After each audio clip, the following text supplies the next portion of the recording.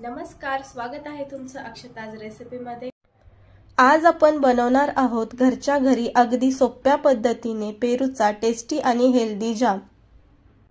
हा जाम आपण घरच्या घरी बनवतोय म्हणून यामध्ये अजिबात भेसळ नाहीये, त्यामुळे व्हिडिओला स्किप न करता व्हिडिओ लास्ट पर्यंत नक्की पहा।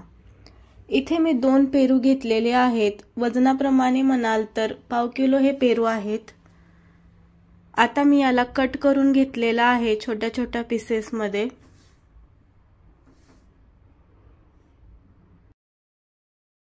आता हे कट केलेले पेरू मी एका पातेल्यामध्ये टाकून घेत आहे, ज्यामध्ये मी पेरू बुडे इतपत पाणी घेतलेलं आहे।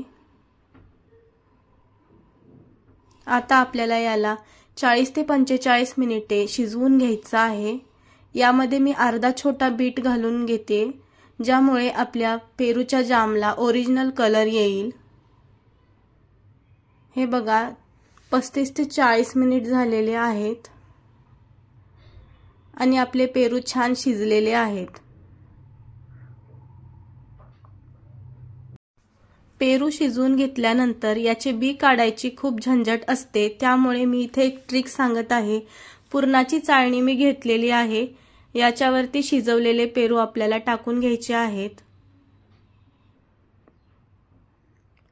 आणि अशा डब्याने किंवा फुलपात्राने तुम्ही पुरण जसं आपण वाटतो तसं याला वाटून घ्यायचं आहे, ज्यामुळे बिया वेगळ्या होतात आणि पेरूचा गर खाली साठतो। खूप सोपी पद्धत आहे। मिक्सरला अजिबात करायचं नाहीये, मिक्सरला केल्यामुळे बिया देखील बारीक होतात आणि मग आपला जाम चांगला लागत नाही।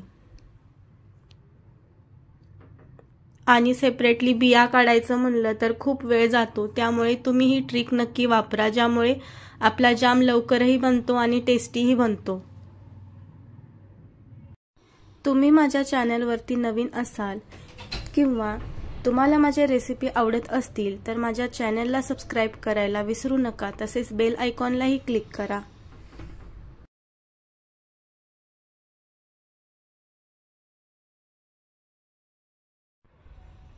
हे पहा, पेरूचा गर काढून झालेला आहे। आता मी याला एका कढईमध्ये ट्रान्सफर करत आहे।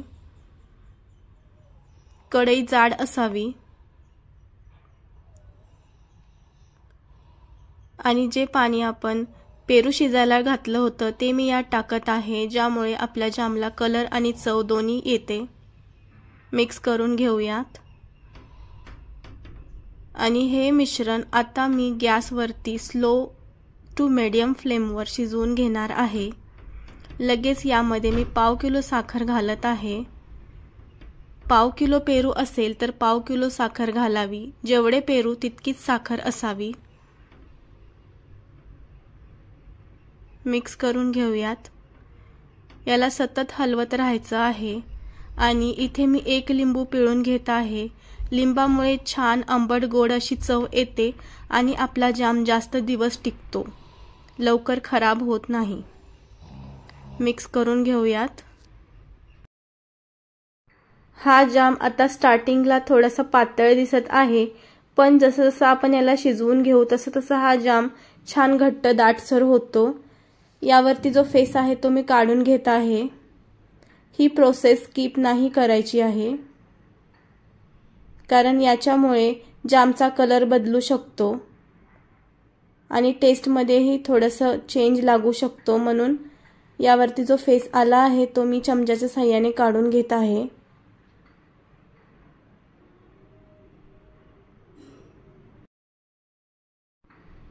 हा जाम बनवण्यासाठी थोडा वेळ लागतो, पण जाम खरंच खूप टेस्टी लागतो।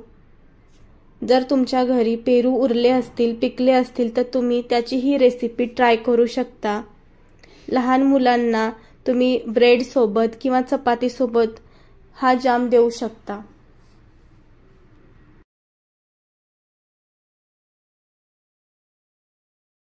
हे बघा, हळूहळू आपल्या जामची क्वांटिटी कमी होत आहे, तुम्ही पाहू शकता, पण आपला जाम बनलेला नाहीये, आणखीन याला थोडा टाइम लागणार आहे।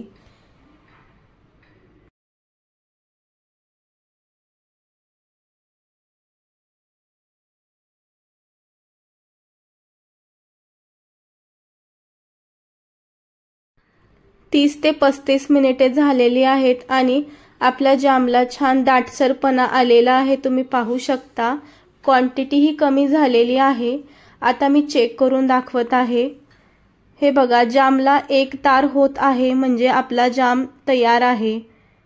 थोडासा पातळ दिसत आहे पण थंड झाल्यानंतर याला थोडासा आणखीन दाटसरपणा येतो. आता मी याला एका बाउलमध्ये काढून घेत आहे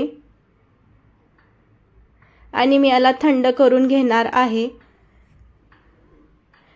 जाम थंड झाल्यानंतर तुम्ही जामला काचेच्या भरणीत स्टोअर करून ठेवू शकता. हे बघा, आपला पेरूचा जाम तयार आहे. हा आता सध्या गरम आहे. मी याला थंड करून घेत आहे. हे बघा, थंड करून घेतल्यानंतर याची तुम्ही क्वांटिटी आणि थिकनेस तुम्ही पाहू शकता. जबरदस्त असा पेरूचा जाम इथे बनून तयार झालेला आहे.